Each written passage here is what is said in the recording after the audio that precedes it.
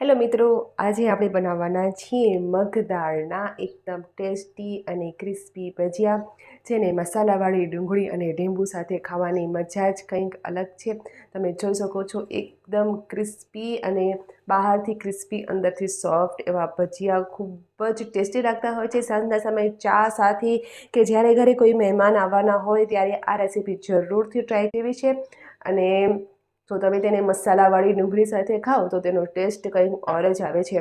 તો ચાલો આજની રેસીપી આપણે સ્ટાર્ટ કરીએ। તો મગ દાળના ટેસ્ટી ભજીયા બનાવવા માટે આપણે અહીં 2 કપ જેટલી મગની દાળ, ફોતરાવાળી મગની દાળને આપણે 4 કલાક માટે પલાળીને રાખવાનું છે।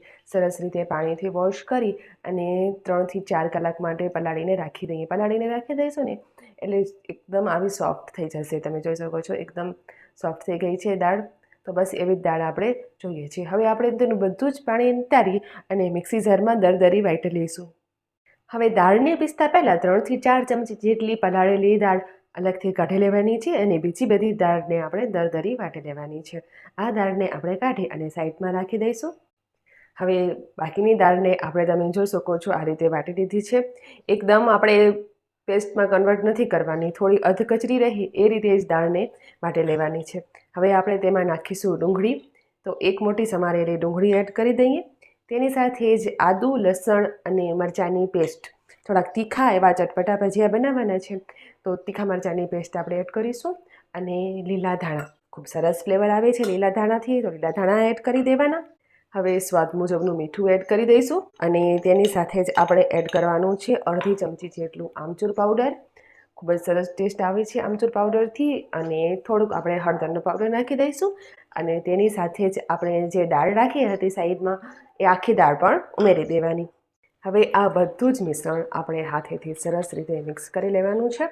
હાથની મદદથી જ મિક્સ કરવાનું, ખૂબ જ સરસ રીતે મિક્સ થશે। આ રીતે આપણે મિક્સ કરી લઈશું અને આ જે દાળના ભજીયા છે ખૂબ જ ટેસ્ટી બને છે અને ખૂબ જ એકદમ ક્રિસ્પી બનશે। બનવાને ખાવાની પણ ખૂબ જ મજા આવવાની છે। તો સરસ રીતે આપણે તેને મિક્સ કરી લઈએ। હવે મિક્સ કરી લીધા પછી સરસ બાઇન્ડિંગ આવે એટલે આપણે 2 થી 3 ચમચી જેટલું બેસન એડ કરીશું। બેસન વધારે નહીં એડ કરીએ। હવે બેસનને ફરીથી આ મિશ્રણ સાથે આપણે સરખી રીતે મિક્સ કરી લેવાનું છે। બેસન વધારે ઉમેરશો તો તમારા જે ભજીયા છે એ વધારે ક્રિસ્પી નહીં બને, માટે બેસન સરસ બાઇન્ડિંગ આવે એટલું જ ઉમેરવાનું છે। હવે જ્યારે આપણે મિક્સ કરીએ છીએ તેને મિક્સ કરી અને પછી 5 મિનિટ માટે આપણે તેને રેસ્ટ આપી દઈશું। તો આ રીતે આપણું ભજીયા માટેનું મિક્સચર રેડી છે।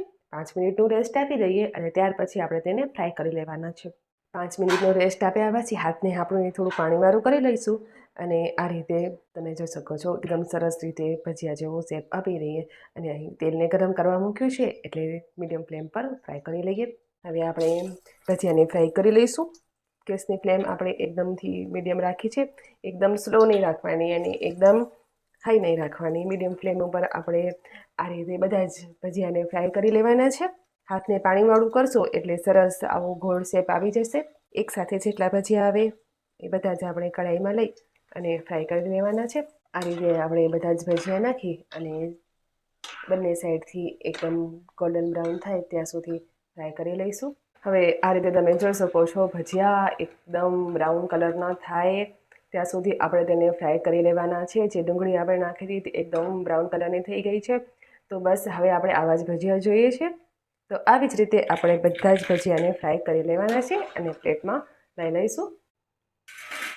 તો આ રીતે એકદમ ટેસ્ટી અને ક્રિસ્પી એવા મગદાળના ભજીયા તૈયાર છે। આજે જ રેસીપી ટ્રાય કરો અને આ રેસીપી તમને કેવી લાગી એ મને કોમેન્ટ કરીને જરૂરથી બતાવો। મિત્રો, હજી સુધી તમે અમારા ચેનલને સબસ્ક્રાઈબ ના કર્યું હોય તો સબસ્ક્રાઈબ પણ જરૂરથી કરી દેજો।